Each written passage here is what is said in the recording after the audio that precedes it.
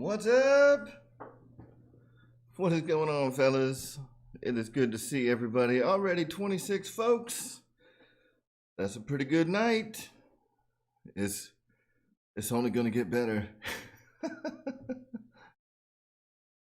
John T, good to see you. All the way from New Zealand.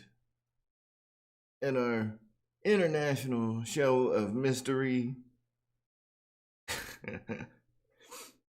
This is a nice MiG. So, gonna run down a quick little thing of all the folks that I see. Little roll call. Brian Chambers. Shadow, good to see you, man. Victor Shamulus. Plains Archery and Table Tennis. What's up, Ping Pong? Farmer Man. How you doing? Mike SSI, it is good to see you. Hello from North Georgia, my friend. Hal Roofner. Sawyer. T and Scoot. Tim Toutant. GB, what's up? William Mergita, Mr. George Watts, the one and only. Gooniac. Hello, sir. Paul McNeil. Chuck GRC. Brian Scott. Hey, welcome to the show, Brian. Don't think I've seen you before, but we have given you the wisdom of the blue wrench. John T. Gav Street 13.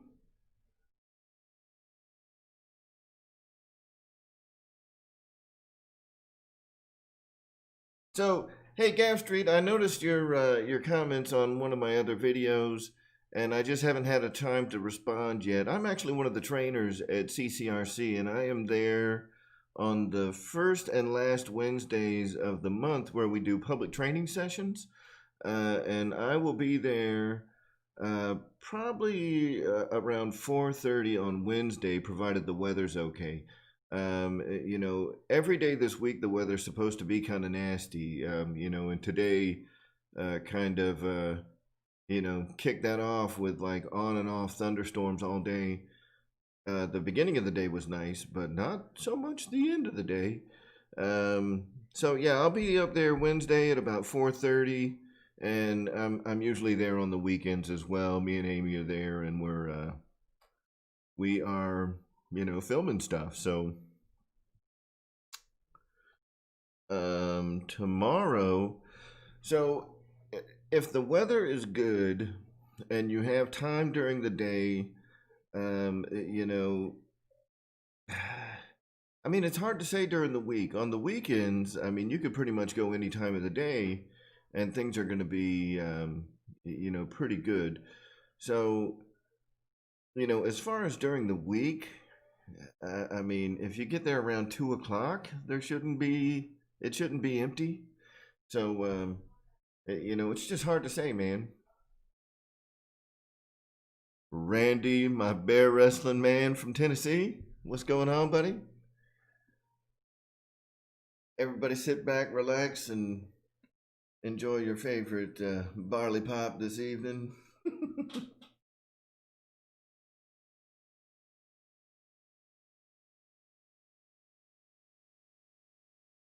I figured this was a good PC way of enjoying some barley pops. You know, cover them up. That's a soda. That's a soda inside there.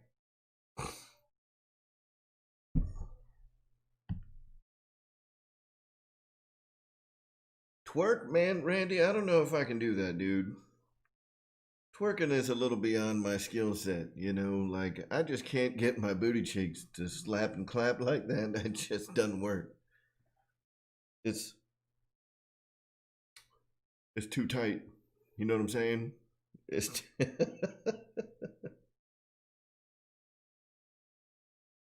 So listen guys, on kind of a somber note, the RC community you know, lost a great pilot. A gentleman named Ken Carpenter, which a lot of us knew just through Facebook. He passed away recently after battling with cancer. And I just want to take a moment to remember Ken and, and wish his family well and rest in peace, Ken. Um, Battling cancer is a mofo.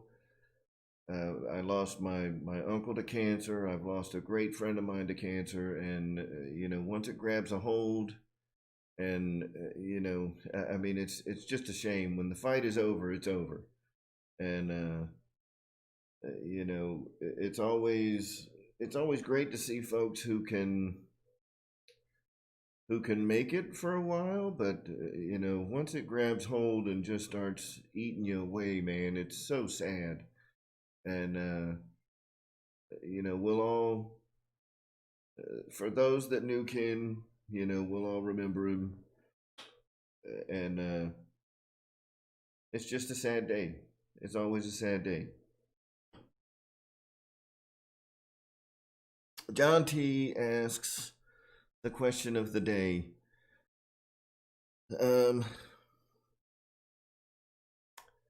Where is Amy?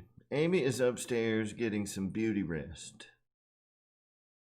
So, as soon as she wakes up from her nap, she'll be joining us. So, I want to thank Tim Toutant for bringing that up because I was not aware of Ken's passing. But, like I said, I wish his family the best, and they will certainly be in my thoughts. In this during this time, man, it's just a terrible thing.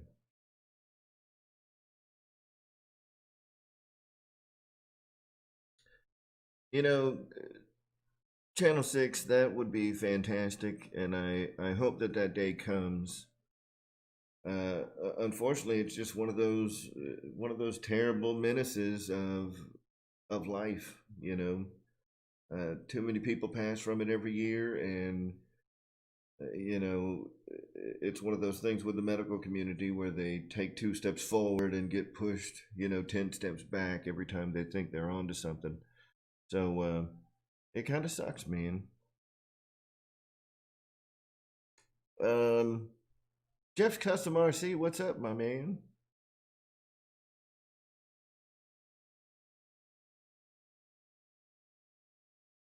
Awesome. So thanks, guys.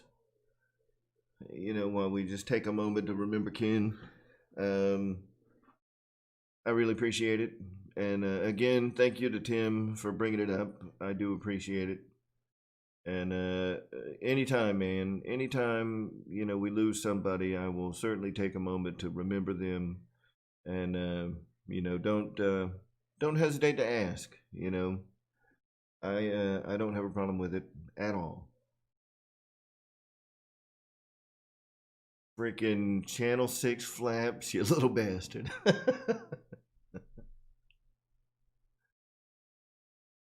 So at some point, so Channel 6 flaps, that turd, he started off this funny, thing with saying, oh, Papa Marshall, and then Granddaddy Air Marshal, and now it's like great Grandpappy. I'm not that old, punk. Great Scott RC, good to see you, man. Jermaine, that's awesome. That is awesome. Spencer Keith, hello, sir. It is the gray, dude, and that's why I got to come see you, Jeff. When I come to North Carolina to pick up that F-18 from Dustin, we are setting up shop in your salon, and we're gonna turn this back to its all natural color. Which, I mean, right now the natural color is white. We're gonna make it happen, dude. We're gonna set up this camera and this tripod. We're gonna get a laptop set up and a capture card. We're going live in Jeff's salon while he colors the RC Air Marshal's hair. That shit'll be funny.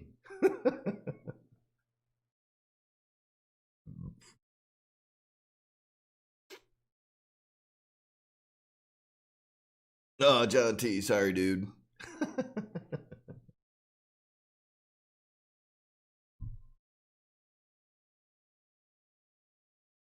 Gene Ross. Good to see you.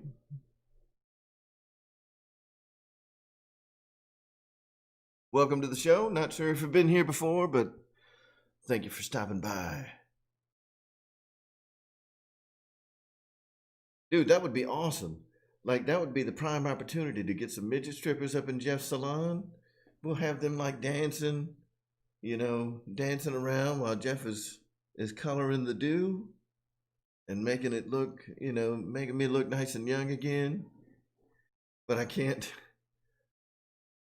hide the beard, man. I'm gonna have to shave it off. And just keep it clean shaven until my roots start coming back in white.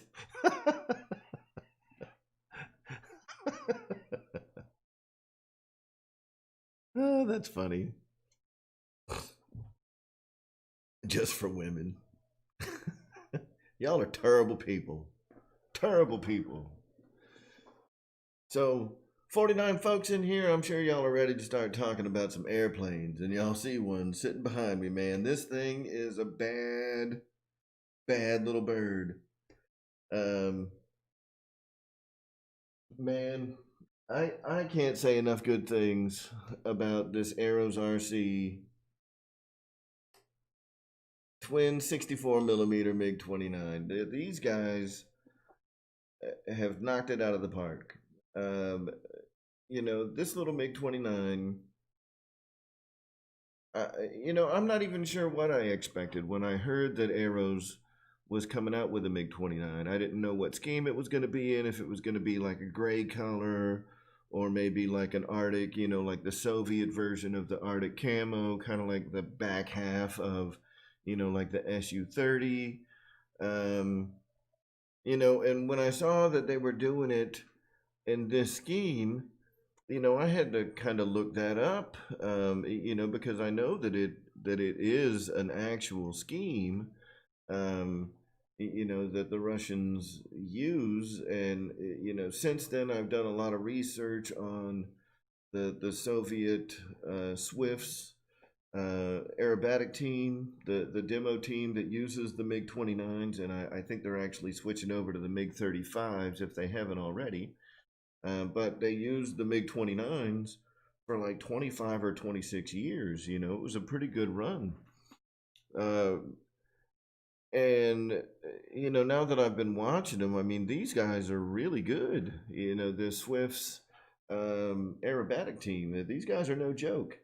And the other thing that's pretty cool is they fly in, every year they do a big joint show with the other Russian aerobatic team that flies the Su-27s and possibly now the Su-30s. And I forget what the name of that team is. But the the larger version of what is practically an identical airframe, just kind of blown up and made a two-seater. And the formations that they do are huge and awesome. They're doing big, 9-plane diamonds that just look awesome. And I mean, they're a great team. So, check out the Swifts if you like this. This paint scheme that's on the Arrows MiG-29. Check out the Russian Swifts. They've got plenty of content on YouTube. But that's a great aerobatic team. And it's always kind of funny to watch the Russians do their thing, because, like U.S. jets and Russian jets are by far some of the best jets in the world. and it's funny to watch the Russian jets, especially the bigger ones like the, you know, the 29, the 35, the 30. Um, man, like the exhaust of the, I mean, it just looks like they're just blowing, like they don't need smoke. You know, they don't need a smoke system on their planes because their freaking exhaust is like bleh. Uh, um, a lot worse than U.S. jets. It's like, you know, we make our jets like low emissions.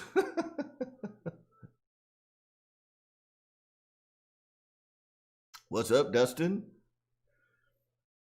How you guys doing? So yeah, it's cool though that I like the idea that this is an actual you know, scheme that's used by a Russian aerobatic team. So you know, that's neat. Um, and I'll tell you, the sound, the performance. This is a really good plane. Um, Better than I expected it to be. And you know, like the Marlin was a good performer. That's been their only jet up until the MiG-29. But all of their other planes have been great. And you know, kind of what I want to talk about before we even get into the, you know, the specifics of the plane, and you know, kind of answering questions about it. Any questions that people may have about the MiG, I can certainly answer them for you. Um, but one of the things I want to kind of, you know, talk about and get y'all's feelings on, you know, because it seems to be a pretty closed community of people that are really aware of the value that Arrows RC is bringing to the table. Um, you know, and I'm glad that we've got bigger influencers, you know, like Ryan, RC Informer, even the RC Sailors. Um, you know, and I'm not sure. I think that, you know, Brian Phillips may have one. I'm glad to see that we've got some bigger influencers out there that can spread the word about Arrows RC to a broader audience, because I think these guys can make a big dent. Um, the same way Motion RC did, you know, 6 or 7 years ago. You know, they just kind of came in and started doing the free wing and the flight line thing, and the next thing you know, like these guys are big competitors, you know, with some of the biggest names in the hobby. And I think that Arrows can get there, um, you know, especially as we start getting Arrows, you know, in the eyes of more and more hobbyists. You know, these are great planes at a great value. I mean, the value proposition is through the roof, especially for like the Warbird line, for the, you know, for the Husky. The Husky's an incredible value for what you're getting. The Bigfoot is an incredible value. What a sturdy, great little plane. Um, you know, I haven't checked out their Sky Trainer. They've got like a Cessna 172 that I want to pick up and just check it out to see if it's, you know, if it's in the same category as all the other planes that I've seen come from Arrows. I mean, these guys are the real deal. And this is, you know, was kind of the, you know, their, I don't want to say like a graduation, because I think that all of their planes have really been knocking it out of the park. But this was the one that, like, dude, these guys are serious. I mean, this is a high performance plane. It's awesome. So, oh yeah, and the little 50 millimeter Viper. I mean, that thing is like, it's tiny and it's awesome. It performs great. You know, I remember when we first saw the Arrows Viper that people were like, oh, you know, I'm gonna like the immediate response to the Viper was, will it run on 4S? Will it run on 4S? Will it run on 4S? And the answer is probably it will. But, you know, in addition to it being able to run on 4S, I think that, you know, try it on 3S, because it actually performed really well on 3S too. Um, and it runs, you know, like it flies great. I flew one at Jet Jam, and it was actually Dave's RC. He, kind of insisted, just kind of lunged it at me like, fly this. Um, and we launched it, and I was very surprised at how well that little 50 millimeter, uh, you know, that little plane rocks, man. It's only slightly bigger than, say a UMX Citation. I mean, and we're talking slightly bigger. I mean, this is like a pocket plane. The little Viper is a tiny little thing, but it performs fantastic. I mean, the performance compared to like a UMX jet is not even close. And for 119 bucks, the same price or a better price than you can get most UMX jets for, it outperforms them by a long shot.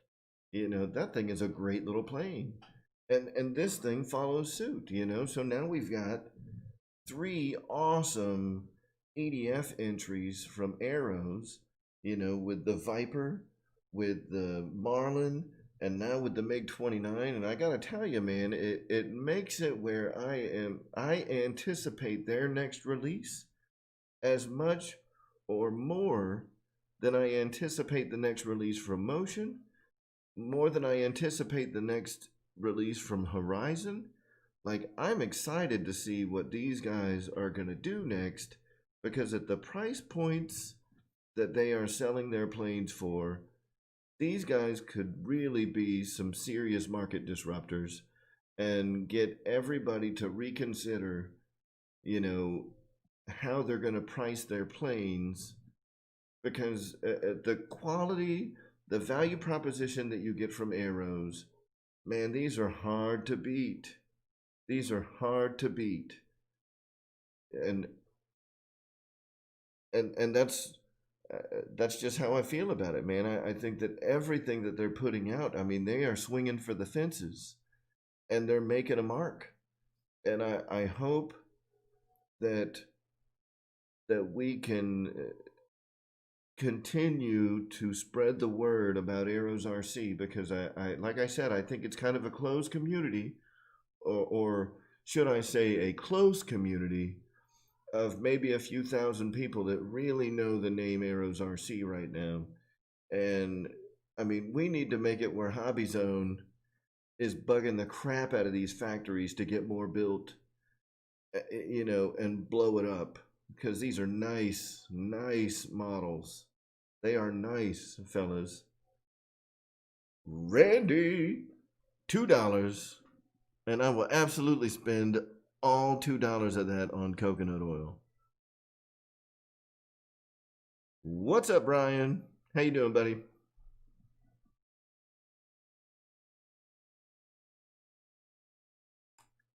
Yeah, John T. And I mean, is this airplane without, and I don't want to say flaws, I just want to say that,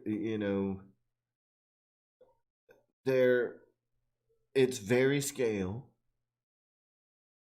to the point where, Tim Touton, thank you, sir. And, Rich Baker actually had some really good information on the video that he did recently, and so did Ryan, where Ryan had the right idea with adding the, like a 1/4 inch spacer inside the strut tube, which is actually really easy to get to. You add that 1/4 inch spacer, and it increases the spring tension, which prevents that front gear from compressing so much.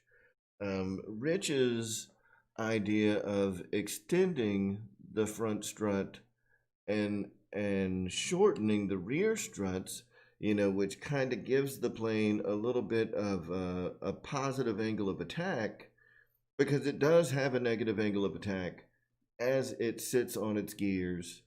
When you extend the gear and you set it down, the front of the plane, or the front of the leading edge of the wing, is lower than the trailing edge of the wing.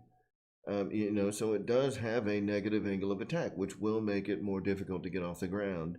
Now, I will just freely put out there that that the difference in how it takes off, mine takes a little bit of distance to take off. I can get it off the ground in about 200 feet. But I really ease onto the throttle, but it takes it about 200 feet to start to get lift. And, with the mods that Rich Baker made to the gear, RC Informer, I mean, his was up in the air in about 100 feet, so it shaved a considerable amount of distance off of the rollout, during takeoff. So, there's definitely something to be said about the gear, but that's not to say that the gear are crap. The airplane incident just sits a little odd, so even if the angle of attack was changed just a little bit, I think it would make a tremendous difference. And, I'd like to see some other approaches on how to, achieve the same results that Rich got, where we can lower the back end of the plane without having to shorten the landing gear, because it does, I noticed in his video as the landing gear were coming up and kind of twisting into place, they didn't seat well in the gear pocket. And that would bother me. I don't want to have to hog out that gear pocket unless I'm doing some kind of major modification to the gear, not just shortening it by a few millimeters. So, yeah, that's true, Guniak. And because I'm not, because I'm not flying off of grass, smaller wheels could actually fix the problem fairly easily.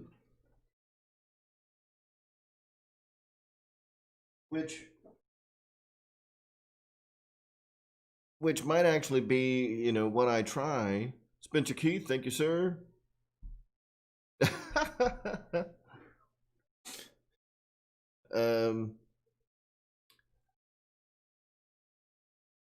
The smaller wheels may be in the cards pretty early, because one of the wheels that I have, and the way that they construct the wheels on these, they've got like two like blue discs that sandwich against the tire, and one of the wheels kind of wobbles as it spins. It doesn't affect anything really. It doesn't affect the tracking on the ground or anything, but it just kind of bothers me, when you see it, you got this wheel that's kind of wobbling around.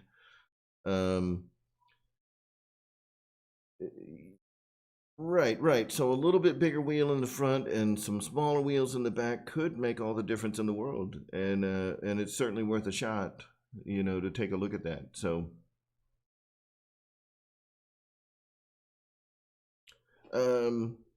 and George, what I'll say is, when I flew mine, I've only gotten to fly it a couple of times so far. Unfortunately, the weather here has not been very cooperative.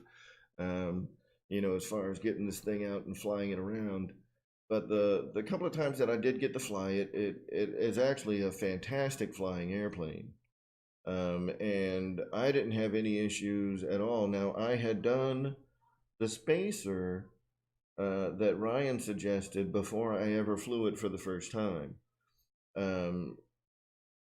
So I went ahead, added the spacer, and when I took it out, I didn't have any problems taking off. And like I said, the only real difference that I noticed, I did have to give it a little bit of up elevator to kind of help it, get off the ground. But, with just a hair of up elevator, it lifted right up, after I had gained sufficient ground speed. So, yes, it takes a little more. And I mean, I've got a 400-foot runway, which is a luxury that a lot of people don't have. A 400-foot paved and very smooth runway at that. So, James, the problem with extending the landing gear rod is that extending the rod is going to change the way that the gear sits inside the gear pocket. And I'll go ahead and pick it up here, because right now it's sitting, with the gear retracted. So You know, on the front, and you really can't see it with the gear retracted, but the way that the gear works, both on the front and the mains, you know, the mains go up at like an angle and they rotate, you know, as they're going in, and they have to sit down into these wheel pockets. And the same on the front, you know, if you extend that at all, there's a little area like an arc in the top of that wheel well there, and that the tires kind of go into that arc. So if you change the geometry of the suspension too much, you're going to end up having to having to hog out foam, and that's something that I would rather not do, because the tolerances of the airplane where they have those features, the foam gets pretty thin on the other side of them, if you know what I mean. So you don't have a lot of room to start hogging out foam.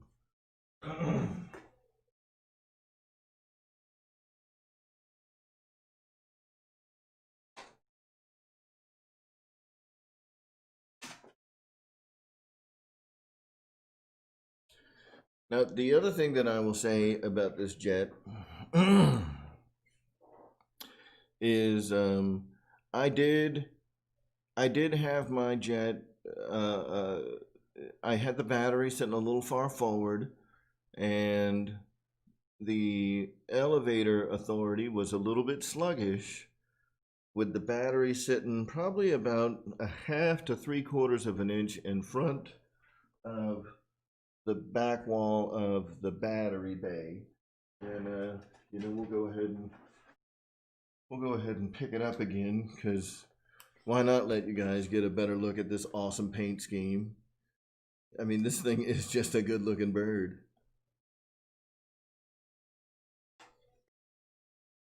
And so inside the battery bay here, you've got this back wall right here.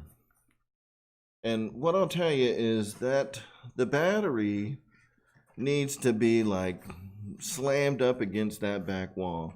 I had mine probably sitting about right here, the back of the battery, and that was too far forward. I could definitely feel some sluggishness in the response of the elevators. My pitch sensitivity was all but gone. Did I have elevator authority? Yes, but I had to be like really yanking back on the stick to get it to bank through the turns, and to get it to go vertical and things like that. Where after slamming that battery all the way back, all that pitch sensitivity came right back. So initially, I thought it may have been some of the settings that I had. Because this is, I've got an AR636 in here. So for those of you that have AR636s laying around, I am still, tuning up the AR636 settings. And if you want to use one of your AR636 models in here, I will be working on an AR636 profile. And you guys I can send that profile to you, and you can follow my AR636 programming series to install the AR636 profile that I make for the MiG-29 into your own model, and it will fly freaking fantastic.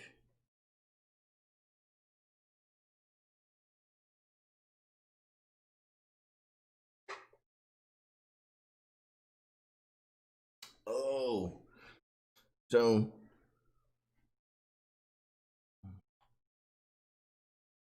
Yep. And deuces, that was another thing that I had to catch myself on at the end of the flight, knowing that I didn't have a lot of elevator authority. I came in pretty hot, and I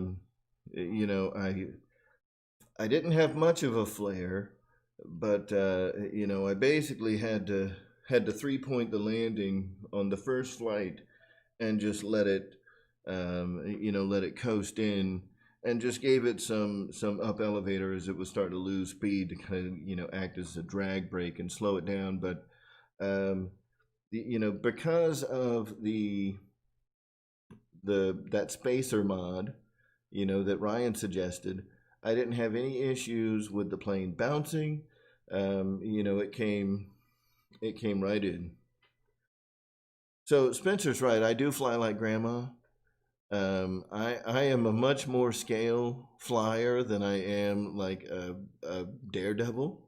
Um, but you know, Spencer jumped in like head first, and he's the kind of guy that wants to come in like inverted and like scrape his tail on the runway as he's flying by, and he's only been flying since like March, dude. I got to give the guy like huge kudos because he's got like, you know, brass balls the size of Texas for only flying as long as he have. Man, that guy, you know, I can't wait to see what Spencer's doing with an airplane like 5 years from now, man. That guy is crazy.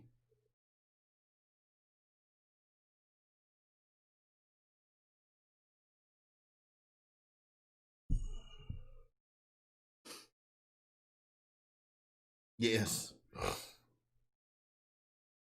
So the other thing that I wanted to say about this plane, and I said it during one of my live sessions when I went live from Jet Jam, and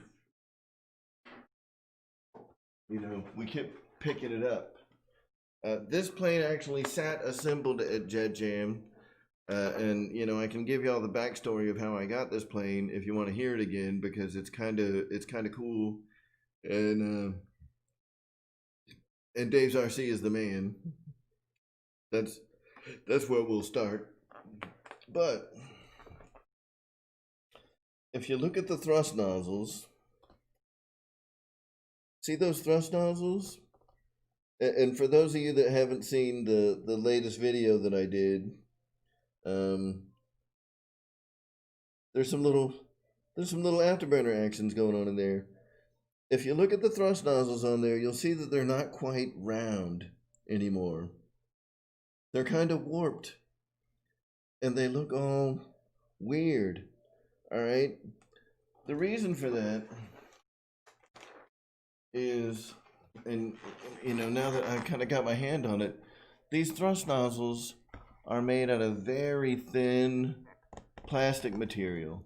I'm not sure what exactly kind of plastic that is, you know, but it's not as thick as like a bottle of soda, and it's not as thin as a bottle of water, but it's pretty thin plastic, guys.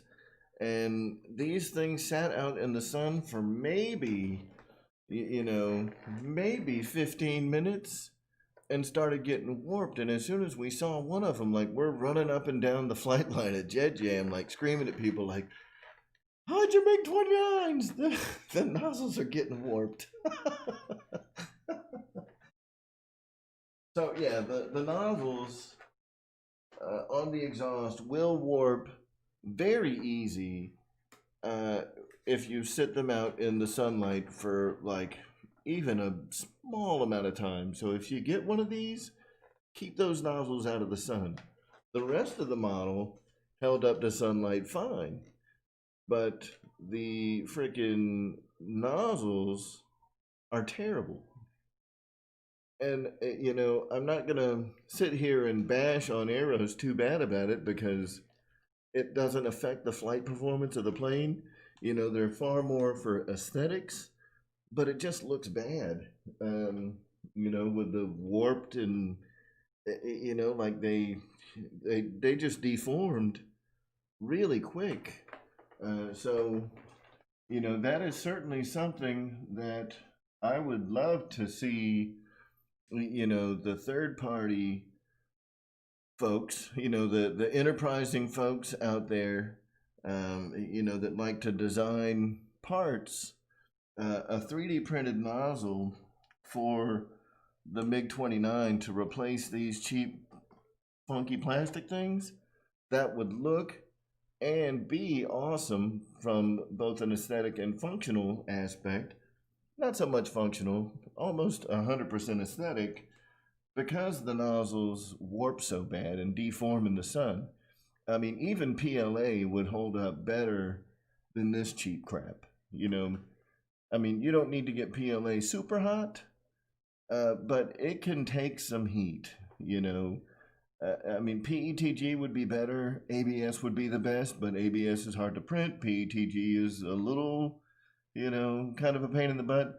PLA Plus, especially after tempering, would probably be the best solution as far as, you know, the compromise of print quality, dimensional accuracy, and being able to stand up to the heat.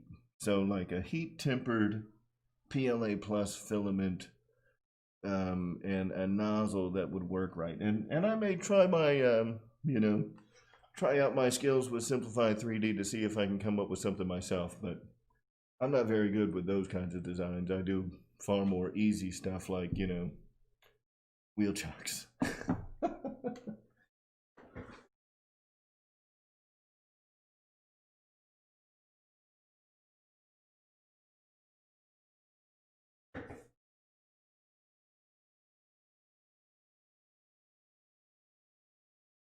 So, John T, I know that there like Minwax polycrylic you can get in like an indoor outdoor formula, and then they have another one that is specific for outdoor use that blocks UV rays. And I cannot, unless someone has a link where I can buy some, I haven't been able to find any in a can. I think I found, you know, on Amazon where I could order some in a spray, you know, like a rattle can. You know, typically with that stuff, I'll either spray it through my airbrush or I've got like a HVLP, you know, spray gun, and I'll just pour it, you know, and thin it out a little bit in a spray gun and spray it with a spray gun because it's a much more even coat. You know, that's what I should do. Yeah. I make camera stuff too, GB.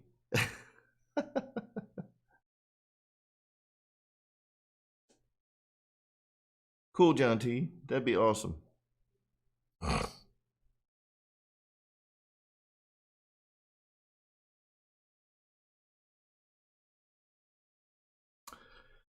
Have I thought about doing a fiberglass ARF?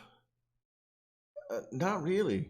You know, most of my interest in the hobby is foamies and maybe ARF balsa. You know, because it's kind of up my alley of what I am able to repair if I break it real bad. You know, I feel comfortable with my ability to repair a balsa model, or rebuild a balsa model. I feel comfortable with my ability to repair foam, and the replacement parts are very readily available. But when you start getting into like fiberglass and composite ARFs, you know, like laying fiberglass is kind of an art. Like fiberglass, carbon fiber, things like that. It's a bit of an art form. So, you know, there are folks out there that are really good at it, and there's folks out there that suck. And having never done that over like a mold or a plug, I think that I'd probably fall into the category of people that suck about it.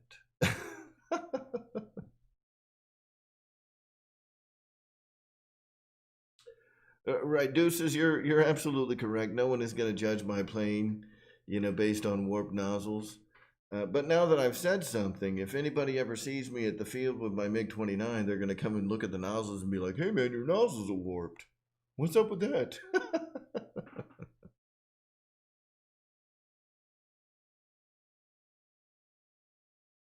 Yeah, right. So you're probably right, man. I think my nozzle was warped like way before I stepped out into the sun.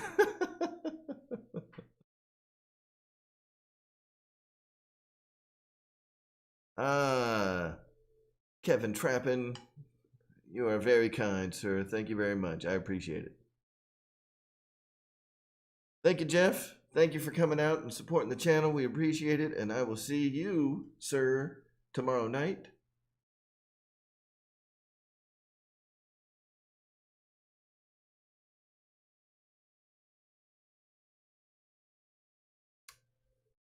hopefully some of you fine folks out there are enjoying a barley pop or two with the Air Marshal.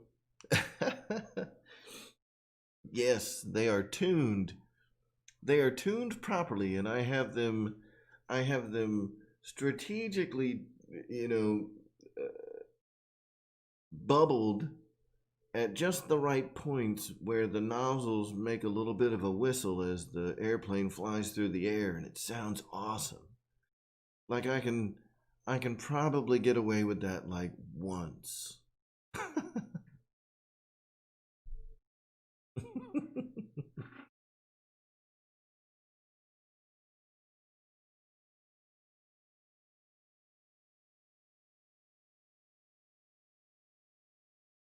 Yeah, George Watts, so yeah, guys, if y'all don't watch, um, and I think the name of his channel, I can't remember if he changed it to like Josh Weaver RC or if it's still like FP Weavin RC, something like that. Um, if anybody has a link for his channel, please put it in here. But he's got a couple of videos up here lately, and he smashed the crap out of a Havoc, um, and put it back together like the next day. And the gear got absolutely mangled on this poor plane, and now he's got it where it's mostly airworthy again. And kudos to him for doing that. And he's gonna try to hand launch this thing. And I was like, man, if you're gonna try to hand launch a Havoc, you're gonna need to hire like an Olympic javelin thrower, because it's not a huge jet. It's not like a big composite turbine, but that's an 80 millimeter jet, dude. That thing's a good size. You're gonna hand launch a Havoc? What?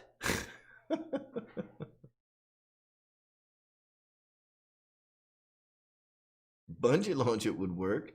Yeah.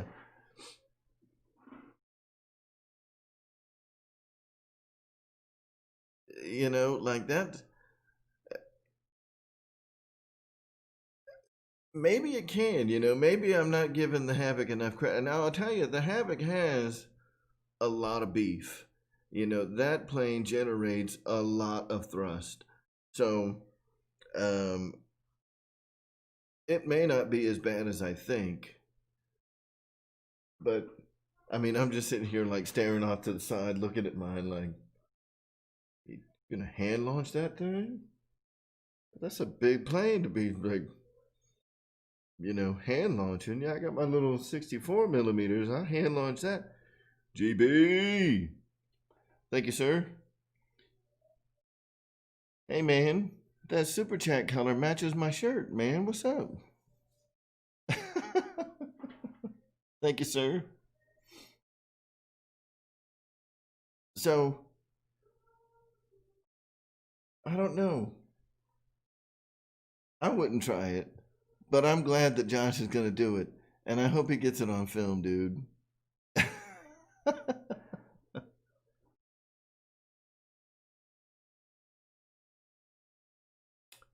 Oh, dude, Gooniac, are you talking about that big, like that big ass LX 90 millimeter F-18 they used to sell? Because I think they still sell that thing.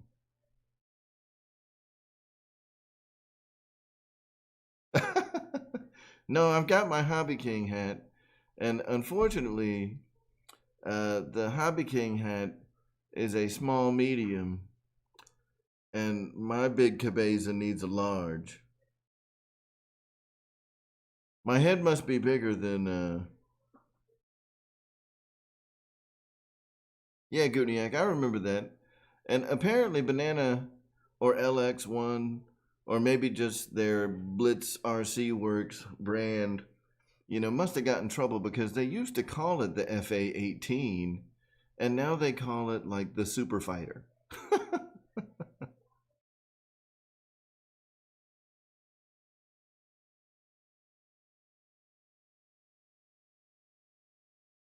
Yeah, but they call everything Blitz RC Works. Even back when they were selling like free wing models, um, they were calling them Blitz RC Works. Ah, George Watts, thank you, sir. I appreciate your assistance and support of the channel every week. You are a saint, sir. Thank you. I don't know. I don't know if Boeing, filed a suit against them or just sent them a cease and desist. A lot of times when you get into like copyright stuff, a lot of these companies, they don't just jump off the top rope with a lawsuit. The lawyers will get after you with a cease and desist letter first because they don't want it to go to court. Court's expensive. So they'll come after you with a cease and desist. And a lot of times, that's enough, especially if you know you're in the wrong. So that may be all that happened. Deuces, thank you for coming out. I appreciate it, sir. Oh man, what do we got going on here? James Fuel. I hope I said that right. Thank you, sir. Just got a PayPal donation from James. So we've got, some super chat money. We got a donation from James Fuel. I really appreciate it. Thank you very much. And guys, down in the description, and this goes for all of my videos, I have links in the description for both. There's always a link in the description of my live shows to Horizon Hobby. So if you want to buy something like during my live show, like look down there in the description, guys. There's a link down there for Horizon Hobby, and you can go there and you can buy like stuff. And also in the description is a link to PayPal. So if you don't want to do super chats and you're okay doing donations via PayPal, and I'm not saying that you have to send a donation, that's asinine. But if you want to send a donation and you don't want to use super chats, there's a PayPal link in the description, and you can send donations via PayPal as well. All of them are appreciated, and the love is very it's very well appreciated, guys, and I thank you so much. I do have some good news, guys. And girls, if there's any girls watching. But we know what the demographics of this hobby are, and the chances of any girls watching are pretty low. But there is good news that happened today, and I got a job today. Thank you, John T. I got a job today, guys, and I am going to be joining Jermaine Spencer and the company that he works for. So thank you, Jermaine Spencer Keith. I'm going to be joining Spencer Keith and the company that he works for here in the Atlanta area, and I'm really excited to get started. But yeah, sorry, dude. I am kind of a tard. So I'm very excited to get started with that, and it's one of those jobs where it's completely up to me how successful I'm going to be at it. I mean, and of course that's all jobs, but this is the first job I've taken ever where it hasn't been like a direct salaried or hourly position. It's a commission sales job, but the product is so good, and it's selling a product that I was running the back end of for a long time in the financial industry. So I hope that I can hit the ground running here real soon. The point of all this, of me telling you guys that, because I mean, sure, I want you guys to know that I'm not like going to be a complete broke biatch anymore. So that's great. Thank you, Ryan.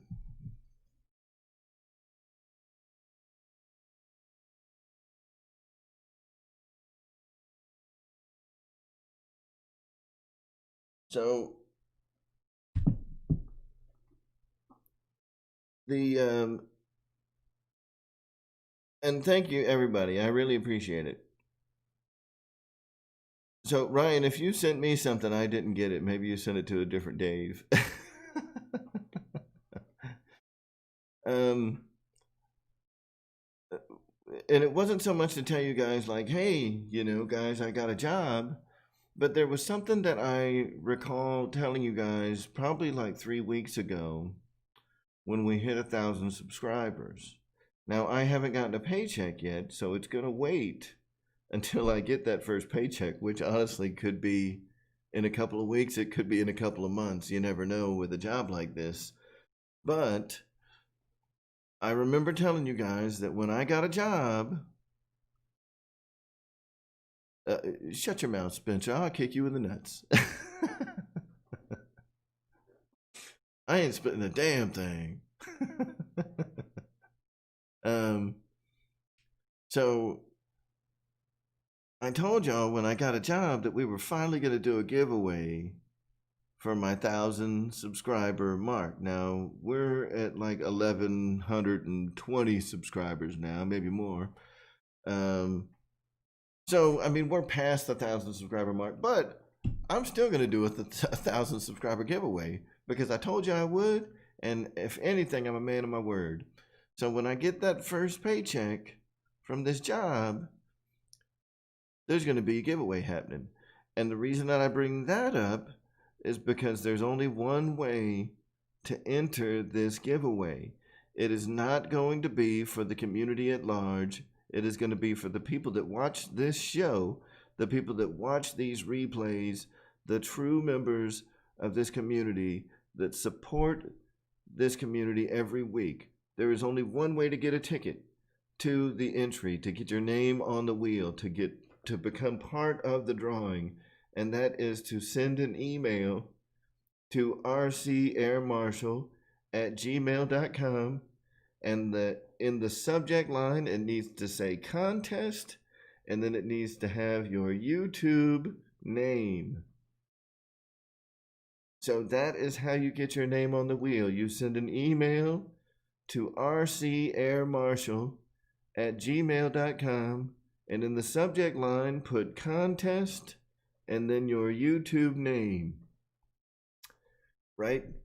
And then that's all you got to do. That's all you got to do to get entered into the giveaway. And I will tell you guys a big hint that the grand prize for this giveaway is not necessarily that one, but the grand prize for the giveaway will be the Arrows RC twin 64mm EDF MiG-29 jet. So make sure that you enter to win. It's free. It doesn't cost you anything. You ain't got to super chat me. You ain't got to do nothing. You just have to be in here and you have to support the show. And you got to be here to listen to how to enter. So if you don't know how to enter, you can't win. So even if we have 500 people show up to the giveaway show, they didn't know how to enter because they weren't here supporting me every week. You know what I'm saying? So only people that send an email to rcairmarshal@gmail.com, and in the subject line they put contest, and then their YouTube name will be entered onto the wheel. And I'm sure that if it's anywhere near as exuberant as the 500 subscriber giveaway, that we're going to be giving away a lot more than just the Arrows RC MiG-29 twin 64mm EDF jet. All right. So the other thing that I want to let people know is if you've already entered, if you've already sent me an email to rcairmarshal@gmail.com with the subject line that says contest and then your YouTube name, you do not need to enter again. You only need to enter once. Duplicate entries aren't going to be thrown out or anything.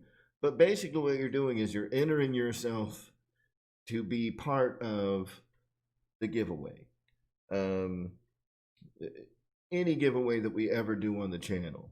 It doesn't have to be this one. You know, our next giveaway is going to be at 5,000 subscribers. So it might be years from now, but your name, your entry will still be archived and you will still be on the wheel for any contest that we ever do. And in order to actually win the prize, any of them, when your name gets picked on the wheel, you will send me an email and I will verify, you know, that the email that you send to me after your name gets picked matches the email that you sent to me in the first place, so we can't have a bunch of cheaters trying to change their YouTube names at the last second like a bunch of jerks. Thank you, Eric G, and thank you to all you guys. I really appreciate it.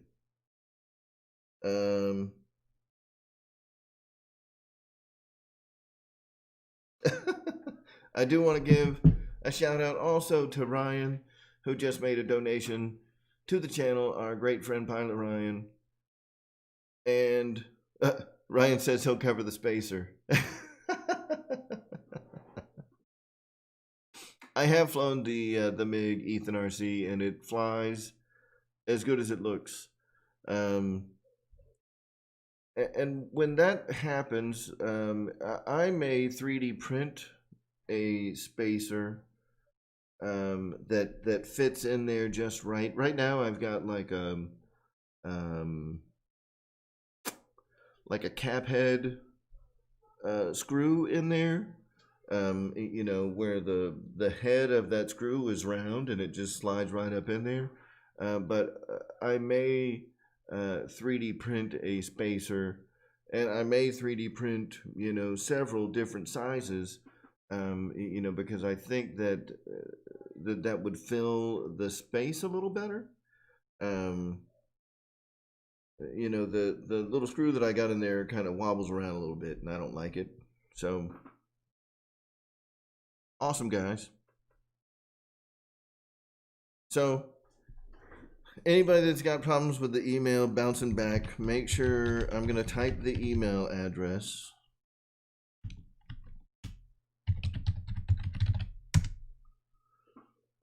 So it's just RC Air Marshal, 2 L's, at gmail.com. Send me an email, and in the subject line, put contest and then your YouTube name.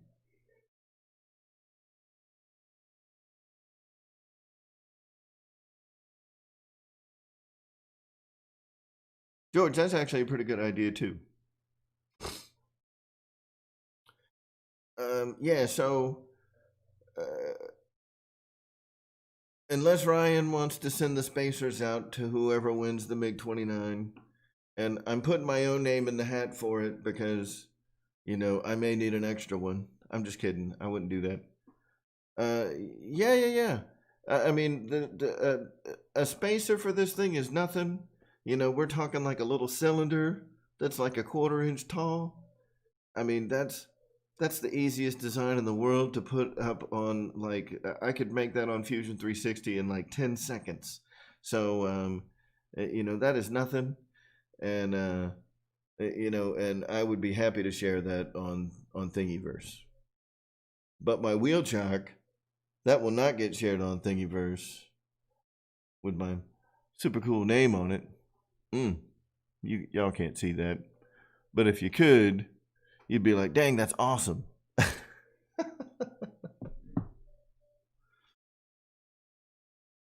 Yes, it's old fartsy Air Marshal.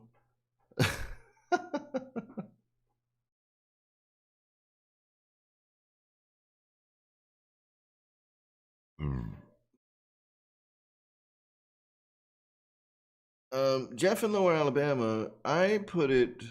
So I'm not sure how Ryan did it, and I think that anywhere on either side of the spring would probably work the same. But what I did was I pulled, the strut out of the tube, and the spring is still down in there.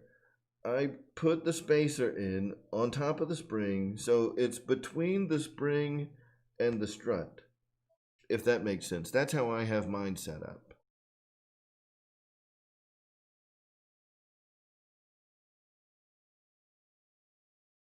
John T, I appreciate it, man. You know, Amy and I talk about like what we want to do as prizes, and I want to say for like the 100 subscriber giveaway, which hasn't been that long ago, to be completely honest with you. The 100 subscriber giveaway, we gave away an AR-636 receiver. For the 500 subscribers giveaway, we gave away an Arrows RC Warbird of your choice to the winner. And for the 500 subscriber, for the 1,000 subscriber giveaway, we wanted to do something even bigger. Or the 1,000, 1,000. We wanted to do something a little bigger and a little better than the Arrows RC Warbird. And, with the value proposition that Arrow RC brings to the table, it only made sense to do an Arrows RC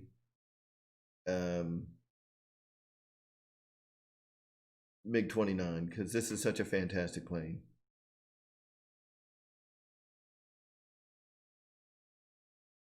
Yeah, that's it, Jeff. Just stiffening up the spring, that's it.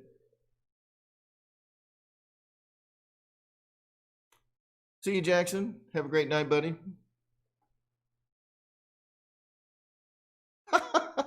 The 1 million giveaway would be a house. No, the 1 million giveaway will be at 1 million subscribers. I will give away my 1,000 subscriber YouTube plaque. So the 100,000 subscriber YouTube play button, I will give away when I get to 1 million subscribers.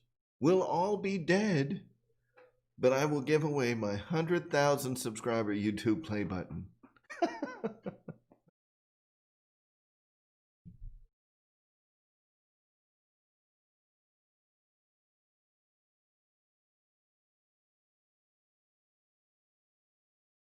So Ryan, did you take the spring all the way out and then put in the spacer, then put in the spring, and then reinstall the strut?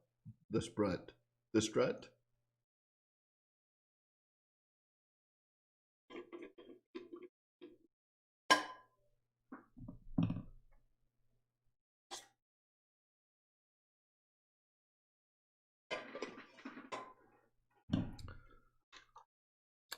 Put a piggy bank on my grave.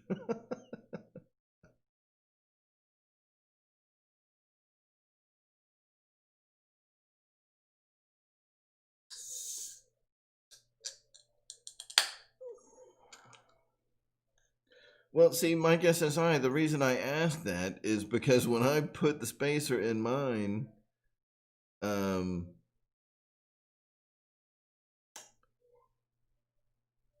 the plane was obviously upside down when I did it. So when you flip it back over the right side up, the spacer is under the spring. But when it's inverted, the spacer is on top of the spring. It's a very weird thing.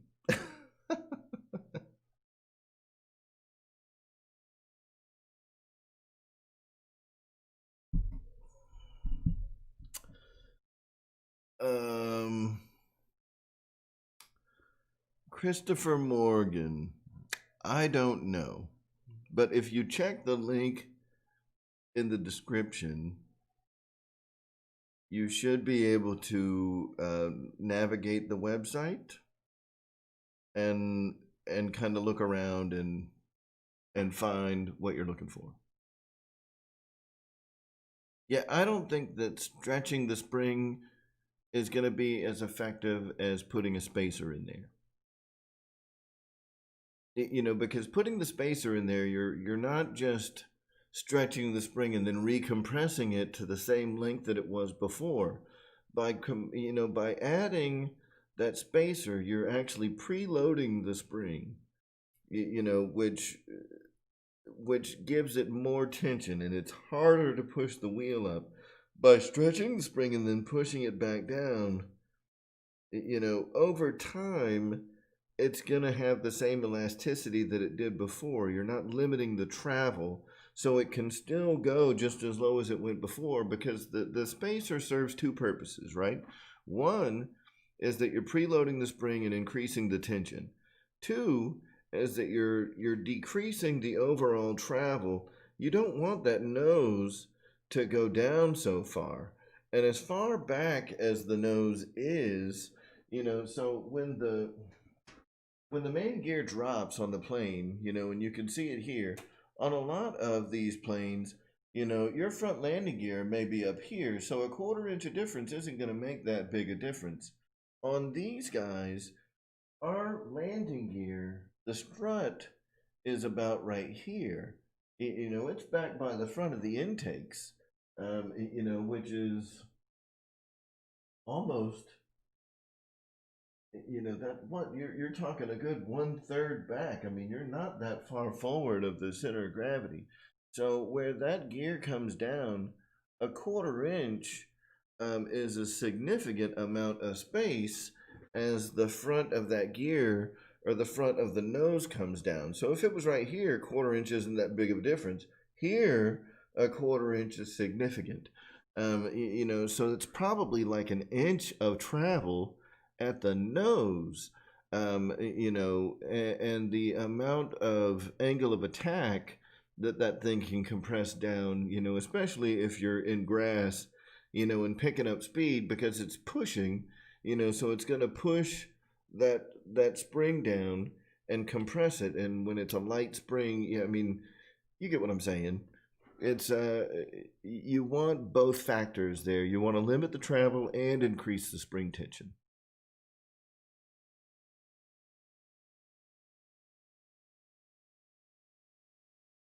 That's exactly what it is a bump stop.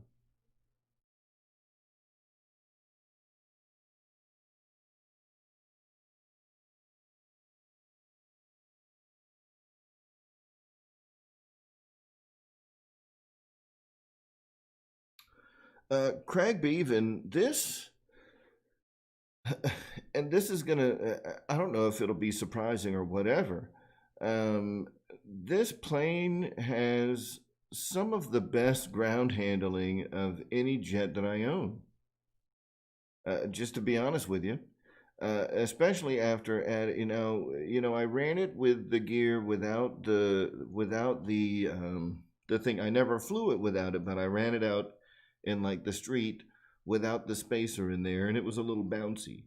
Um, After adding that 1/4 inch spacer to the front gear, that front gear is much more firm, and the turn radius on the ground is amazing on this jet. Don't know how, but this thing will turn on a dime. It's awesome. It's a fantastic ground handling plane. It does great.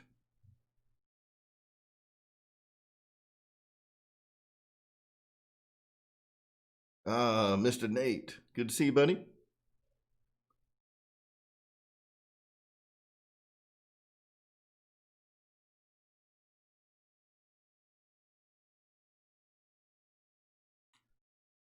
And yeah, James, that's not surprising, dude. The Dynam struts and retracts are.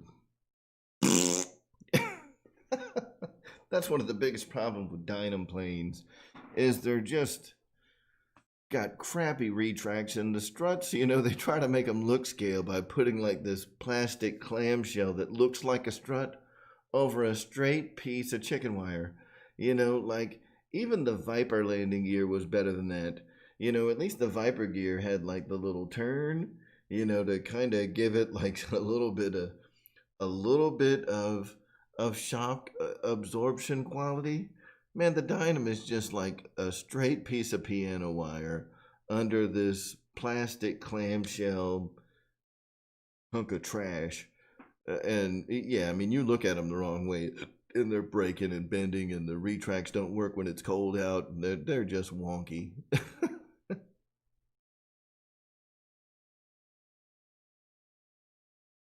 Roach Coach, hello, sir.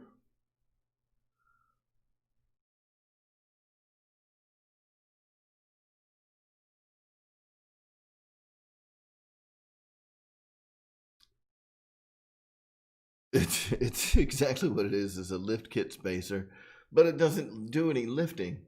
It's just preloading and and limiting the travel. Mr. Roland, I appreciate it. And I want to say that I really appreciate all the folks out there that that have said thanks recently, and the number is quite a few.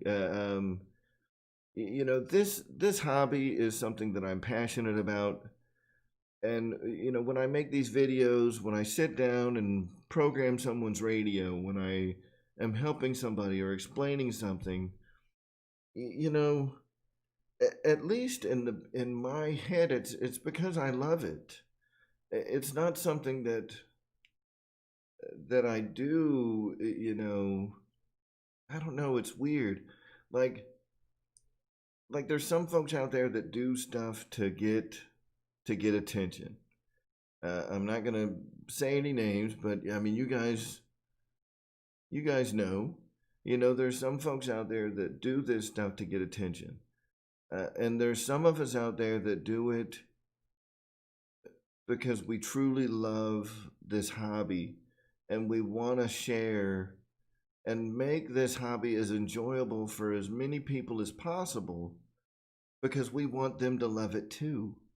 And that's where my drive and motivation comes from when I'm sitting down helping somebody. When I don't even fly, you know, 80% of the time that I spent at Jet Jam up in Indiana was sitting down with people and helping them put their planes together and helping them get their radio issues straightened out, and being, a helping hand and assisting other folks, and and just just helping.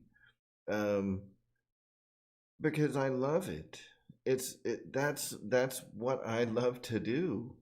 Of course, when I got the opportunity to fly after the air bosses went away, I mean, I was up in the air. But man, it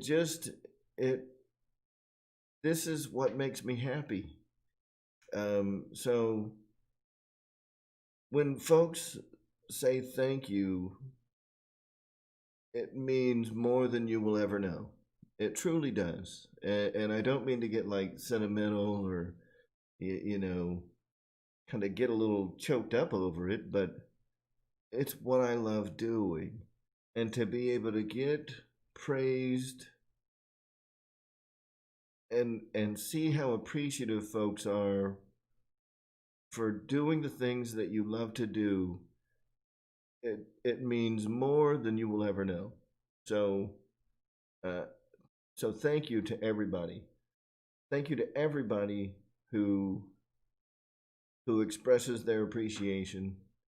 Uh, that's that's certainly motivation to keep doing what I'm doing. But the passion for the hobby, it is what it is. I love this hobby. I love the community. All the people that I've met have been absolutely fantastic, and I will continue to do this forever. It's awesome. I do help the children. The chillins. I don't help the children the way Michael Jackson does. RC Wise dude. He might have been touching them in places that were a little bit inappropriate. Like, I don't know about all that. That might not be the best compliment that you could give to somebody.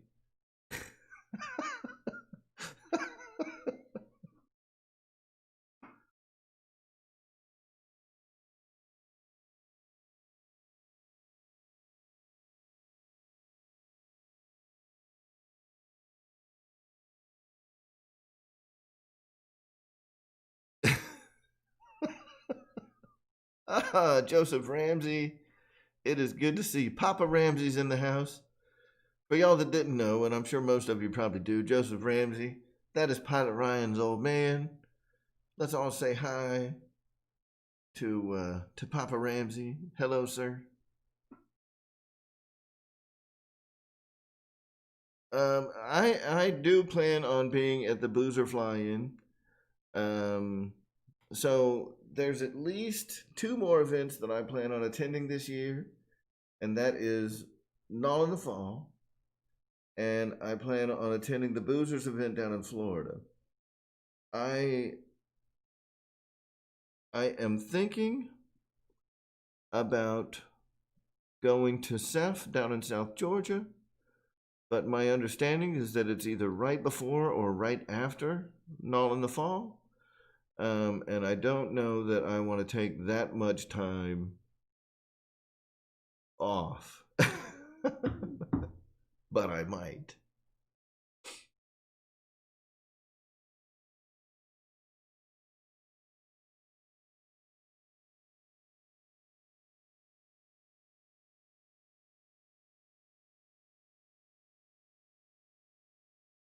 Oh, John T, I don't know how to be anybody else, man.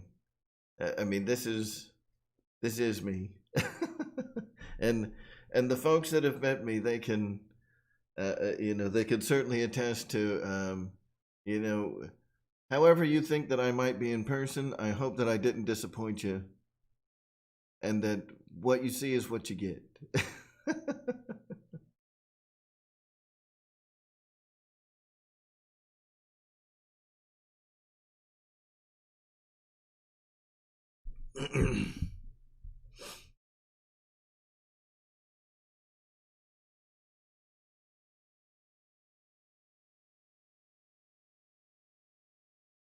Wreck-em Roy, that's what I'm all about, dude. I am a rant happy little biatch.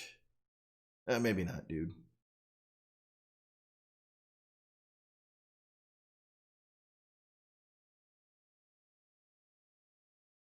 Kenny, what you talking about? Ceph website says it's already over 2020. Like it's not happening or it's already happened?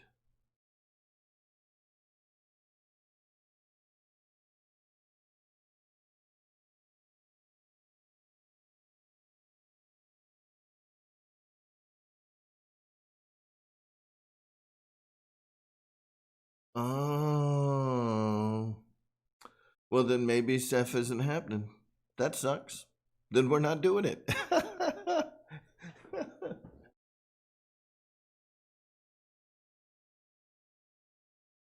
Yeah, absolutely, Mike Keller. That was another one of those things that it was just, I mean, it was a chore, but I enjoy doing it. You know.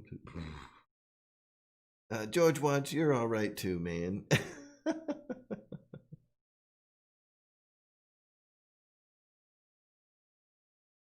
Yeah, Matthew, I saw you got one of those, and I'd like to, after you've spent a couple of weeks with it, I'd love to hear your opinion on that radio.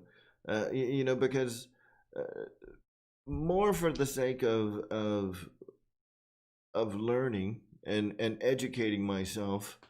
I have been looking at the Jumper T16 for a while, but now that like the Radio Master TX16S and the Jumper T18 Pro, now that those have hit the street, and especially like the Radio Master at like $139, um, you know, I'm tempted to check them out.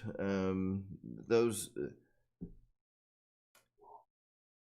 If they suck, I can sell it for $139 or give it away, you know?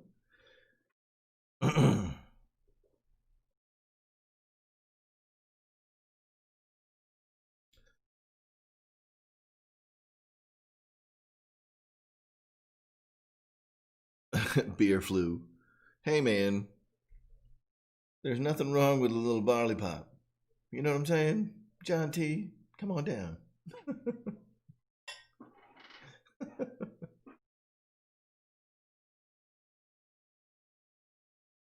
There's a 100th episode All-Star Extravaganza. When's that, next week, Ryan? You know I'll be there, my man. You know I will be there. But only if you give me my wrench back.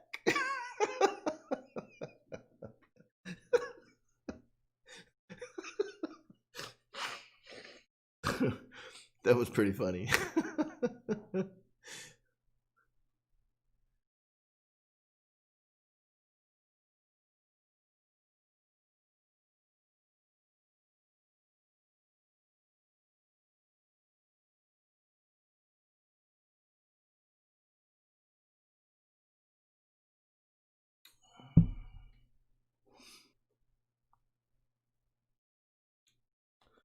So I'll tell you one of the reasons that I, would pick the Radio Master over the Jumper T18 right now today is and sorry, I know that Ryan doesn't like when we get into these crazy conversations, but I'm like an electronics dude. I like the electronics aspect of this hobby just as much as the airplanes themselves. One of the reasons that I would probably pick the Radio Master over the Jumper is because the Radio Master already has the high resolution touchscreen installed. It just doesn't work yet because they're waiting for the next version of OpenTX to come out that'll support the touchscreen. The Jumpers will support touchscreen, but you got to buy the touchscreen to go in it. It's not there already, so what the funk? Jumper? That's doo-doo.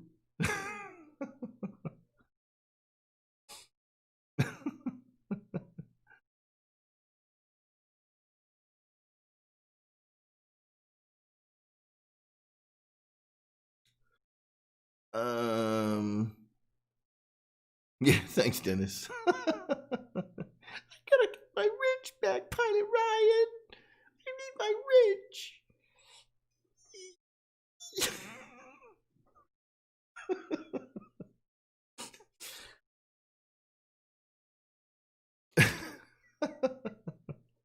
Sorry. So, I know, and it was beautiful. It was beautiful. It was awesome that they were gone. Yeah, and I'll tell you, you never appreciate a touchscreen until you have one, and you learn how to navigate through that interface with it, and you never want to go back to stupid scroll wheels again. And as like I've got, I mean, you guys see them every week. I've got like a DXE, I've got a DX6, and I've got an IX12. The DX6 is what I used. Excuse me. The DX6 is what woo! I had Chinese food tonight, guys. That didn't come out well. So the DX6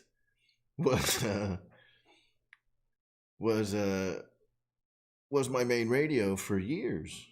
And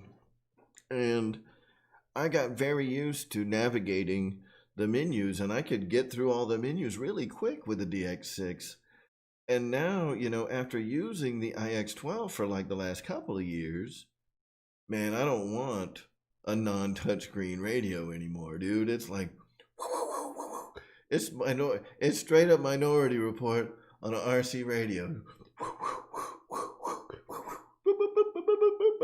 It's awesome. I love it. I would not trade it for the world. I know some people have bad experiences with their IX12s or whatever, but I am not one of them. I have had an incredible experience with my IX12. I love that radio, and I Minority Report the crap out of my settings now.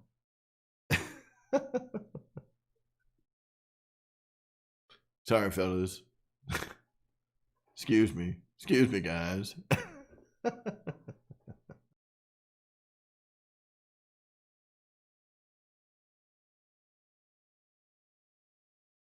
Yeah, and George Watts, Like a Futaba radio is one of the next things that I'm going to be getting. Um, and by the way, if you need a Futaba radio, fellas, y'all know where to get it. HSD Jets USA can get you any Futaba radio you want. And Andy was telling me, like, oh, you should get the 18SZ. A lot of our jet guys really love it. And I'm like, Andy, have you looked at the price on that damn radio? I can't afford no 18SZ. That thing is like more expensive than all my planes combined. But I think I would love it if I had one.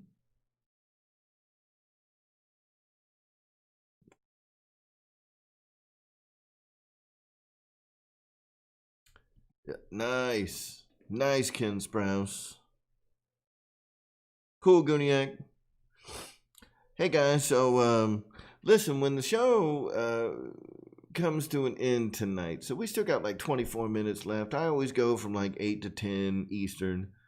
At the end of the show tonight, we have a special premiere video from our friend GB Linden, who's going to be doing an unboxing video at 10 o'clock. So we're going to cut it off at 10 o'clock, and we're going to roll over to Mr. GB Linden, who is running a premiere tonight right at 10 o'clock. So that's cool. Then at 10:15, our man Guniac is going to be going live for his show. And every week it's great. His shows are always very educational. So be sure to tune in to Guniac at 10:15. And be sure to tune in to GB Linden's premiere at 10 o'clock. I will be there. We can continue to chat in GB's premiere. And it's going to be a good time.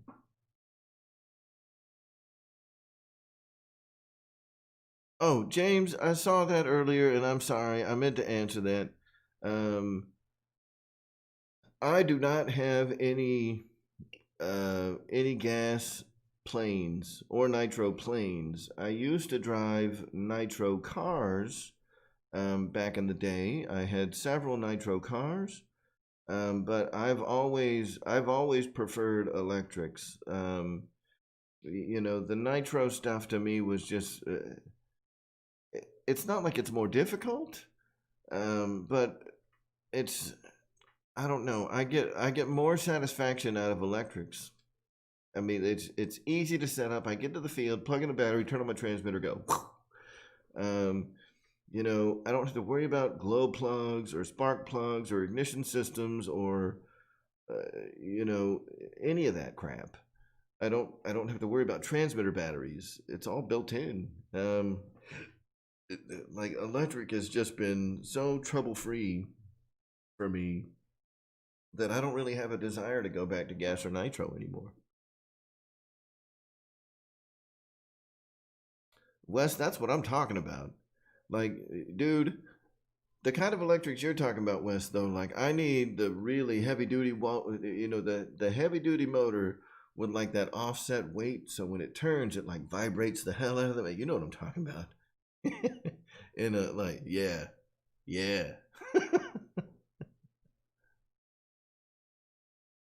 They do too, Guniac. I've driven a couple Teslas before, and those things are mean.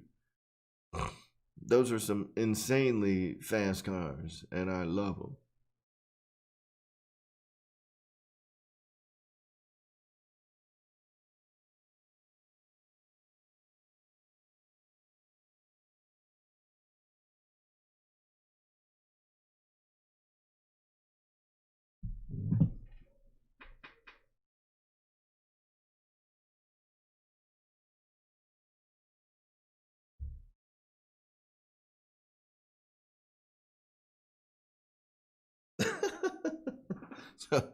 So Amy just sent me a text message. I guess that burp finally woke her up.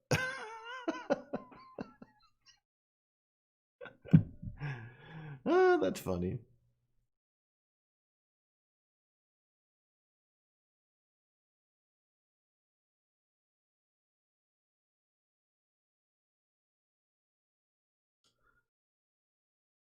You know, and for me, like the flight times, I mean, everybody wants more flight time.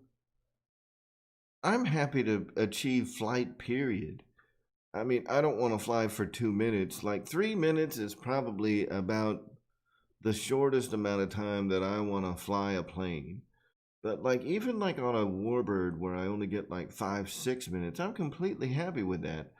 And like my apprentice, I mean, damn, I can fly that apprentice on like a fresh 3200 pack for like 15 to 20 minutes. It's retarded.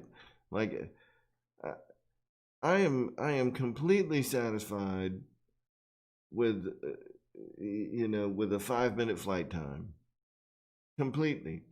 And with a jet, I don't really want to fly more than 3 to 4 minutes with a jet. Um, you know, it can get stressful, especially if it's not handling well. But I don't want to waste the battery either. And that's my problem, right? Is even if a plane is flying crappy, I will keep it in the air the whole time until that battery's out because I don't want to waste I don't want to put a plane down at like 4 volts. Like I ain't I ain't putting 1,000 milliamp hours to waste. I'm juicing every damn milliamp hour I can out this pack.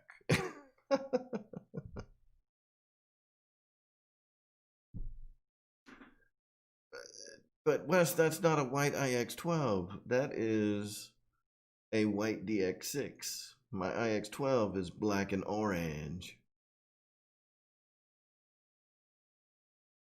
But I tell you who does have a white IX-12?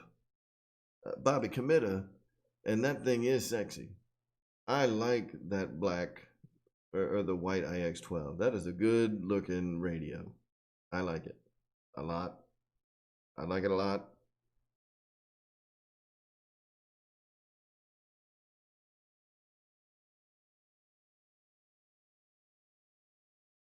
So look, there's a few planes out there that would obviously be like exceptions to the rules, right? If I had a glider that was intended to fly for for a half an hour, I would be more than content to sit and fly, like a really easy flying plane like a glider for 20 or 30 minutes. That'd be great.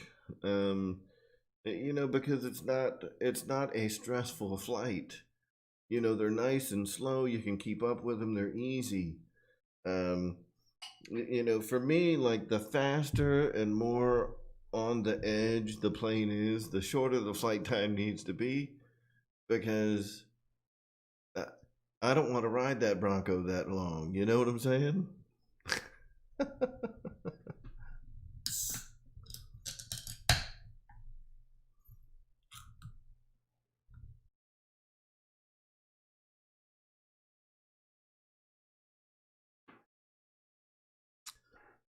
45 minutes on a gas plane, but it have like a 1 gallon tank in it. That's crazy.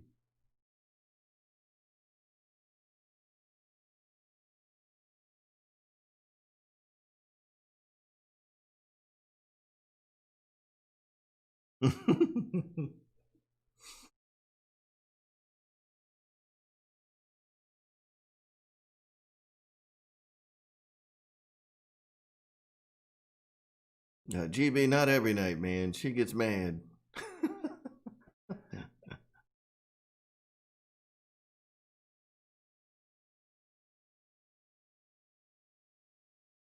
See, Nate, that would be cool.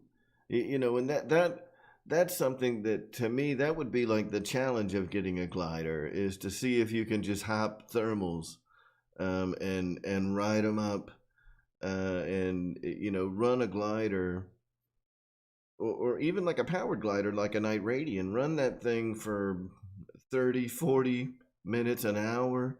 Like to me, it's like challenge accepted. How long can I run this thing?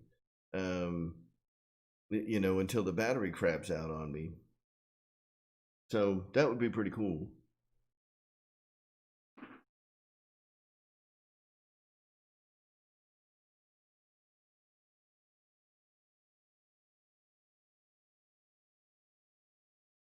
Yeah, the only thing that I don't the only thing I don't like about the Night Radian, and it's probably just me being like spoiled or whatever. I've never had a 3-channel airplane. Well, I take that back. I've got 3-channel airplanes, but they are elevator and aileron, not elevator and rudder. And that's not even true. I do have one 3-channel airplane, but the flight characteristics are not like intended to be awesome. And that's my little Fokker, which I still plan on taking to Null in the fall. And me and Wes are gonna play, we're gonna have some figure 8 races with the Fokkers in opposite patterns. We're gonna crash them little Fokkers. So yeah, the Night Radian doesn't have ailerons, but the Radian had aileron. Like why did they take ailerons off of the Night Radian? Why?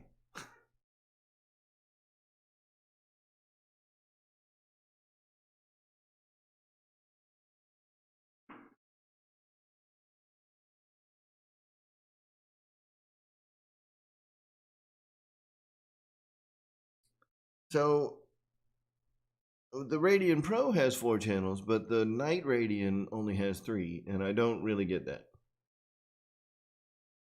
Like, why didn't they go with the 4-channel version of the Night Radian? Because that would have been slick. And that's why I don't give a crap about the Night Radian. And I want a Night Flyer, and I want that Night Flyer to be the Night Timber X. Because the Night Timber X looks like a plane that you can just go out and have real fun with. And to have that thing glow in the dark is awesome.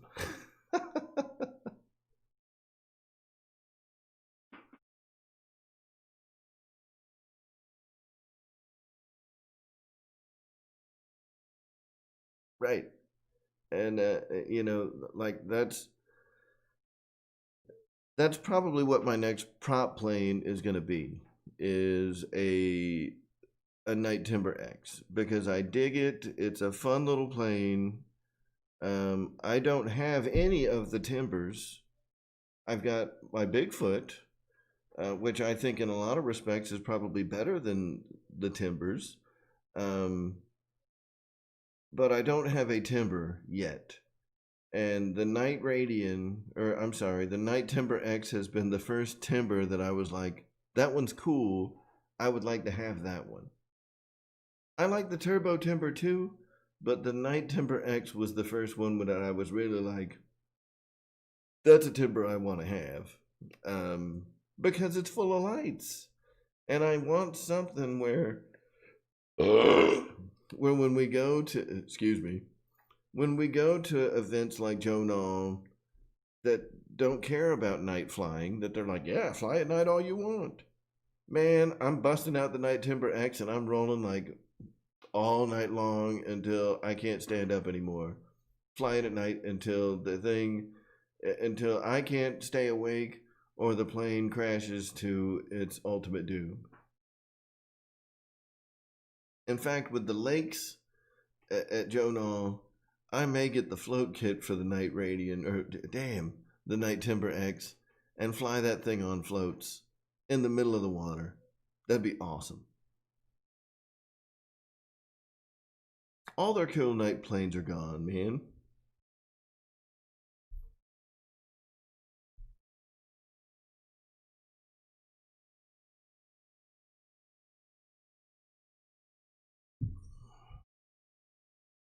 All right, so listen, guys, it's 9:49, so we got 10 minutes left. And before we run out of time, I want to give, it's already 9:49. Are you gonna come say hi to people? Yeah. Just hold on. Hold on, guys. We got 10 minutes left, and it's the best 10 minutes of the show. Whatever.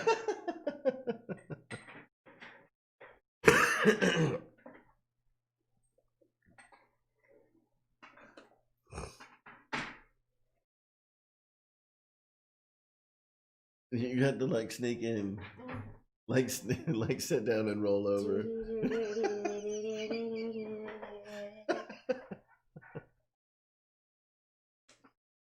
Hi guys. So yes, that's what I want my next plane to be, is the E-Flight Night Timber X, glow in the dark, and we're taking that thing to Knoll in the Fall, and we're flying it in the middle of the night, and it's gonna glow in the dark. Like flying saucer? Like a flying saucer. Yeah.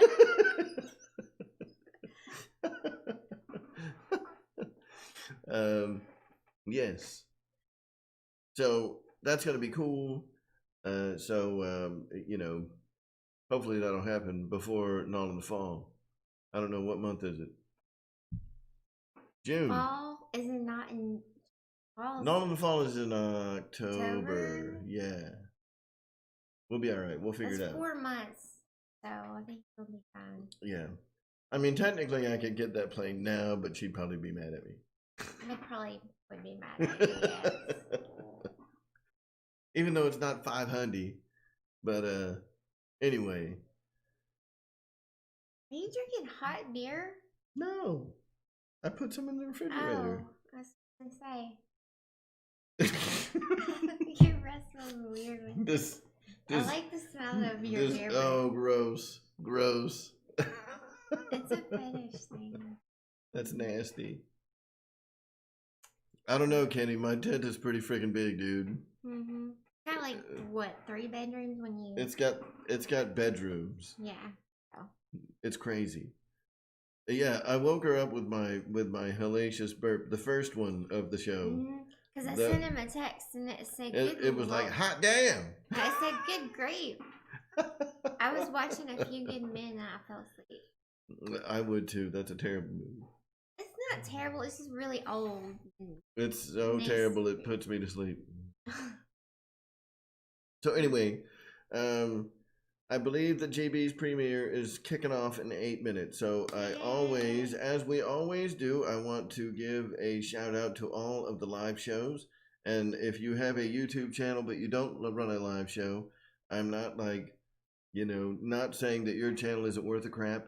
Everybody that has YouTube channels that makes content about RC airplanes is all right by me, and they are cool and awesome. Now, yeah, John T, apparently. I just found out. And I know that there are some of you guys out there, like Fred Barron, like George Watts, like, I mean, there are some guys out there that have some great YouTube channels that don't run the live shows. But the reason that I do these shout outs is to remind everybody of when all these live shows are going to be. And I'm not like, this isn't like your YouTube channel is not worth a crap. It's just, hey, watch all these live shows because it's better than real television. And you never know what's gonna happen on our show sometimes. You never know when Amy's gonna show up for the last 10 minutes. Sorry, I'm sorry. I don't know why I was tired. I went swimming earlier. I think that's probably what did it. Randy, Amy does make me look good. That is very true. I don't know how. Oh, whoa, RC Waz, dude. I don't know, man. I don't know that we're going to go that far on YouTube. We don't want to go into, like, YouTube prison. No, this isn't Pornhub.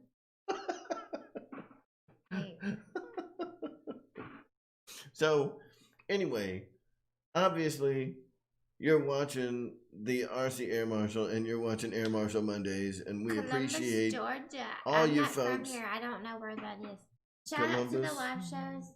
Yes, one of our viewers is from Columbus. That's awesome. I don't know where that is, but do not far from here. And then right after this is Ray, aka Gooniac33. He runs his show at 10:15 Eastern on Monday nights, right after Air Marshal Mondays. Right now, tonight, between Air Marshal Mondays and Ray's show, GB Linden's having a premiere. So let's all tune into that as well. GB, be sure to put up links because that's cool. And on Tuesday, we've got Flight Club with Jeff's Custom RC and Raven Rock Machine and Aviation. They alternate channels. Be sure to kind of pay attention to who puts up what in Facebook. On Wednesday, we've got Ethan RC and sometimes Channel 6 Flaps, that young bastard, who do their show, and I want to say that they start their show at like 8 o'clock on Wednesday nights, and that leads right into GB Linden's show, which comes on Hump Day RC on Wednesdays at 9:30 Eastern or Central? Eastern. Eastern, And then Pacific. on Thursday, Eastern- 9 o'clock, Eastern Standard each Time. turn. Yes, at 9 o'clock on Thursdays, Hangar 51, Mr. Kenny jumps on, and he will stream until everybody dies. Or at least until he gets tired, which is usually like 3 or 4 in the morning. He starts at 9 o'clock. His streams are usually like 6-7 hours. All things RC related, all things not RC related, it doesn't matter. Kenny will talk about anything as long as it's radios. And it's Friday. Super important stuff. You gotta have a radio to have live radio. That is true. On Friday, we have a variety of things. There's Now, a lot of people on Friday. I'm not hip to exactly what's going on Fridays, but the one thing that I do know is at 9:30 on Fridays, Dave's RC comes on with Toe the Line. On Saturday, it is our man, Pilot Ryan, in the RC Pilots Lounge. Pilot Ryan Media jumping on at 9 o'clock every Saturday. And on Sunday, we have Merry Boozers. Merry Boozer. The Merry The Merry Boozers. Boozer. Yeah. That's a really fun. Boozers.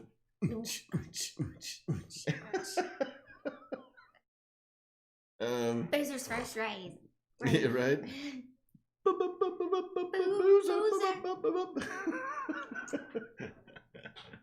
Alright. The booze. Is that What everybody? boozers? Mr. Ice And gonna right come on? after the Merry Boozers show on Sunday, the Tennessee Bear Wrestler Randy comes on for like the Sunday night chats with Randy. We don't even talk about RC stuff. They talk about whatever. and We it's just pretty talk funny. about guns and women's and They talk whatever. about Guns guns and bear bears wrestling, and hot oil fishing, wrestling, fishing, fishing, turtles, snapping turtles, box turtles, eels, noodling. He has a lot of knowledge about a lot of cool stuff. It was pretty fun, man. I really enjoy his Me show. too. Yeah, he's really fun. Plus, he's kind of from where I'm from. He is kind of where you're from. He's kind of from where I'm from. Drink another one. Okay. That's what I'm talking about. And for those of you guys that come on before Dave's RC on Friday, I apologize. It seems like it changes every week, man. So, Well, I just had a sniff. are you like sniffing my dirty breath? No, I'm just sniffing because my nose is stopped up. That's so weird. To sniff? Oh, that's funny. Should I stop breathing, Your Highness? No, stop it. So anyway, guys, we're going to be cutting it off here in a couple of minutes. Are there any last minute questions? Does anybody have any last minute questions that they need to ask to myself or to Amy? Midget strippers, backpacks, John. Okay. Midget now, strippers in he's backpacks? Is that what you're saying? I'm Like from have a Tennessee, but backpack he's from with a midget stripper in it? He's from about 3 hours east of where I'm from, but he used to live in Nashville for a while, so. John T. John T. Yeah. That's why she married me. That's why I married him. Because when she found me, I was nothing but a drunk hobo. Okay. Actually, she found me when I was still in the Navy. Yeah, he was really a drunk. Because I man. was a drunk sailor. I came into his house and like cleaned up Oh shit! all these. Pilot Ryan candles. is live Thursday at 8. That means there's a Oh, new plane coming out this cool. week, motherfuckers. Uh-oh. Y'all seen it here first. There's a new plane coming out this week from Horizon Hobby. And Ryan's going to have it on Thursday. And it's happening. Boom. News. No more farting on That's live news chat. right there. Yeah. News. Don't do that. Did you see it? Yeah. That's newsworthy. Pilot Ryan is coming on live on Thursday at 8 o'clock. at 8 p.m. And he's probably going to do something really cool. All right, because he guys. always does. Hey, listen, it is 10 o'clock. And be sure to tune in To Mr. Goniak, Mr. Ray. To GB Linden right now. He's running the premiere. GB Linden, sorry. And then in 15 minutes, Ray is cranking it up. And tune in to a special episode of Pilot Ryan Media when he releases the next new release from Horizon Hobby this Thursday at 8 o'clock. I'm excited. All right, take it away, All right, guys. You guys have a great night. Thank you all so much for coming out, and we will see you all next week. Bye, guys. Bye, guys.